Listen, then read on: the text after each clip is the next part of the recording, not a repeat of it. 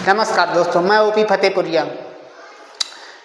महंगाई इस कदर बढ़ गई है कि आम आदमी जनता त्राहि त्राहि कर रही है, परेशान है। क्या करें क्या ना करें कुछ समझ में नहीं आता है। मैं माननीय योगी जी से विनम्र निवेदन करूंगा कि आप इस तरफ विशेष ध्यान दीजिए।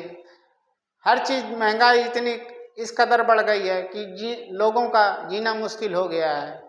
क्या दालें, क्या तेल, क्या नमक, हर चीज़ इतनी महंगाई हो गई है। बताइए, सोच सकते हो कि आप जो 10 से 12 हज़ार रुपये प्रति मंथ कमाता है, प्राइवेट सेक्टर में नौकरी करने वाला, उसकी सैलरी क्यों नहीं बढ़ाई जाती है? इस तरफ आप क्यों नहीं ध्यान देते हो? जबकि सरकारी सेक्टर में काम करने वाला टीचर हो गया और भी बिजली विभाग हो गया, सब जॉब करने वाले, इनकी सैलरी हर साल प्रतिवर्ष बढ़ती है। और वहीं जो आम पब्लिक है उसकी सैलरी 10 से 12 हज़ार रुपये होती है। फिर भी उसमें सब कुछ घर का खर्च चलाना है, बच्चों की पढ़ाई लिखाई देखनी है और बीमारी और भी बहुत कुछ देखना है। इस तरफ आप क्यों नहीं ध्यान देते हो? प्रतिवर्ष तो उनको बच्चों का एडमिशन करवाना पड़ता है, फिर उनकी जो कॉपी किताबें हैं वो लानी पड़ती हैं, उनका एडमिशन करवाना पड़ता है, और भी ड्रेसें हैं और भी बहुत कुछ देखना पड़ता है। इस तरफ तो ध्यान देना पड़ता है। और तो और 2 से 3 हज़ार रुपये उनके जो कमरे का किराया है, इस तरफ 2 से 3 हज़ार रुपये तो उनके कमरे का किराया हो गया और आने जाने का भाड़ा हो गया। 10 से 12 हज़ार रुपये में क्या होता है? आप समझ सकते हो घर का खर्चा चलाना का कितना भारी हो जाता है। अगर 500 रुपये आप लेकर जाते हो बाजार में तो आपका झोला भी नहीं भरेगा, और 500 रुपये में सब्जी कितनी आएगी आप समझ सकते हो। और जिसके घर में 6 से 7 आदमी हैं तो वो अपने घर का खर्चा कैसे चलाते हैं? आप समझ सकते हो कि आप खाने वाला तेल लीजिए, 180 से 200 रुपये प्रति लीटर। महंगाई इतनी हो गई है, आप समझ सकते हो। दूध 60 से 70 रुपये प्रति लीटर बिक रहा है, जो वही दूध 30 से 40 रुपये प्रति लीटर मिलता था, वही आज 60 से 70 रुपये प्रति लीटर बिक रहा है।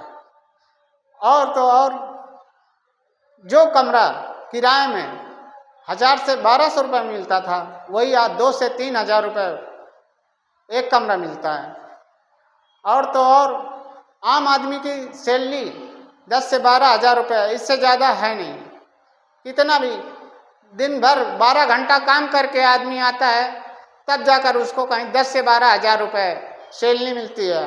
और जो सरकारी सेक्टर में काम करता है, टीचर हो गया, बिजली विभाग हो गया और रेल विभाग हो गया, इनकी सैलरी देख लीजिए। किसी की सैलरी 60 से 70 हज़ार, 80 हज़ार रुपये प्रति मंथ है, फिर भी उनका खर्चा नहीं चलता है। तो आप समझ सकते हो कि 10 से 12 हज़ार रुपये कमाने वाला वो अपने घर का खर्चा कैसे चलाएगा, वो अपने परिवार का पालन पोषण कैसे करेगा। और फिर इसके बाद जिसके घर में 4 से 5 आदमी होंगे, अगर कोई बीमार हो गया सपोज दैट, तो उनकी बीमारी का खर्च, दवाइयाँ इतनी महंगी हैं कि एक दवा लेने चले जाओ तो 400 से 500 से कम कोई भी दवा नहीं आती है। इसलिए मैं योगी जी से विनम्र निवेदन करना चाहूँगा कि इस तरह आप विशेष ध्यान दीजिए। आपने लोगों को सपने दिखाए हैं, अच्छे सपने दिखाए, मीठे सपने दिखाए कि हम आपकी बेरोजगारी और महंगाई दूर करेंगे, तो इस तरफ आप क्यों नहीं ध्यान दे रहे हो? आपको ध्यान देना चाहिए। आम पब्लिक है, इनकी समस्या सुनना चाहिए। हर तरफ समस्याएं ही समस्याएं हैं। बेरोजगारी इतनी बढ़ रही है, भाड़ा इतना बढ़ गया है कि जहाँ 5 रुपये लगता था आज 20 रुपये लग रहा है। 8 से 10 किलोमीटर का भाड़ा 20 रुपये। आप समझ सकते हो कितनी महंगाई हो गई है। और तो और आप गैस सिलेंडर देख लीजिए, 900 से रुपये 1000 रुपये तक, और ब्लैक में जो मिलता है सिलेंडर 1000 से 1200 रुपये प्रति सिलेंडर मिलता है। कितनी महंगाई हो गई है, आम लोगों की कमर तोड़ कर रख दी है महंगाई ने। आप समझ सकते हो कि आम लोग जो हैं वो अपने जीवन का यापन कैसे करते हैं, और ख़ास करके शहर वाले। शहर में हर चीज़, कोई भी पानी तक खरीद कर ही पीना पड़ता है। कहीं कहीं तो पानी की व्यवस्था भी नहीं है, आप समझ सकते हो। और तो और सरकार को हर तरफ ध्यान देने चाहिए। रोड इतने खराब हो गए हैं कि आम लोगों का जीना मुश्किल हो गया है, रोडों पे चलना है, इतने इतने बड़े बड़े गड्ढे हो गए हैं, आम लोग इतना परेशान है कि आपको इस तरफ ध्यान क्यों नहीं देते हो, आप समझ सकते हो। मैं योगी जी से विनम्र निवेदन करूंगा कि आप इस तरफ विशेष ध्यान दीजिए, लोगों की समस्याएं सुनिए, घूम फिर कर देखना है। हर तरफ चारों तरफ बेरोजगारी है, ये लोग चोर चमार बैठे हुए हैं, ये जो सिपाही लोग हैं ये आम लोगों को चूस रहे हैं।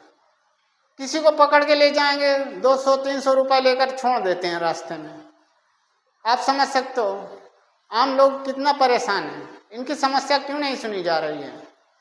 अधिकारियों का कार्य होता है लोगों की समस्याएं सुनना, उनकी समस्याओं का निराकरण करना। आप राजा हो और राजा का कार्य होता है प्रजा की देखभाल करना, उनकी सुरक्षा, हर चीज़ करना, सुरक्षा प्रदान करना, उनकी बहन बेटियों की सुरक्षा प्रदान करना।